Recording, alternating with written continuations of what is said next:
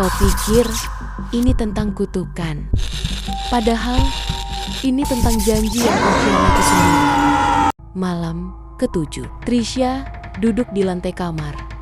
Masih dengan pakaian yang sama sejak ia melarikan dari rumah pamannya. Tubuhnya kurus, kulitnya pucat kekuningan seperti lilin. Di hadapannya sebuah cermin berdiri. Ia tersenyum ke arah bayangannya. Tapi yang senyum bukan dirinya. Itu adalah wajah James, lengkap dengan jas pengantin yang penuh tanah dan bekas jahitan di mulut. Gaun itu sudah siap. Bunga sudah kupetik. Kau hanya tinggal bilang. Ya, suara itu terdengar pelan, tapi menggema di dalam kepalanya. Tricia mengangguk, dan tawa kecil seperti anak kecil diberi hadiah. Paginya, Karen mendatangi kamar Tricia. Kos sepi, pintu kamar tidak terkunci. Isinya kosong, hanya ada tulisan di dinding dengan darah. Aku tidak akan pergi, aku hanya menunggu ijabnya. 2 hari kemudian, seorang warga yang melewati area kubur tua, tempat uji nyali dulu, mendengar suara wanita menangis, tangisan pelan, dalam tercekik. Saat polisi datang, mereka menemukan altar kecil dari batu dan kayu. Di atasnya, gaun pengantin putih, penuh lumpur, sebuket bunga yang masih segar, tapi meneteskan darah. Sebuah cincin emas tua yang diukir nama James dan Tricia selamanya.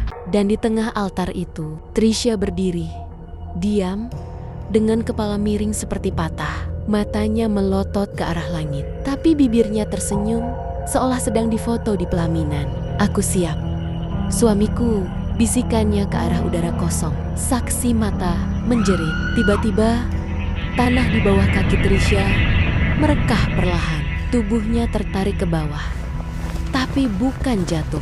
Ditarik sesuatu atau seseorang menariknya. 2 tangan busuk, penuh lumpur, muncul dari bawah dan merengkuh tubuh Tricia seperti memeluk. Ia tidak menjerit. Ia tersenyum, lalu menghilang. Tanah menutup lagi dengan lembut, seperti liang kubur yang ditutup oleh tangan tak terlihat. Polisi menggali area itu keesokan harinya, tidak menemukan jasad Tricia. Yang mereka temukan hanyalah kerangka tua dengan gaun pengantin compang-camping. Bersamanya ada potret pernikahan kuno, seorang pria mirip James, dan seorang wanita dengan wajah sama seperti Tricia. Tapi foto itu bertanggal tahun ke-1911. Malamnya, Karen membuka album tua yang ditemukan di ruangan kos Tricia. Ia membalik halaman demi halaman, hingga temukan 1 halaman kosong.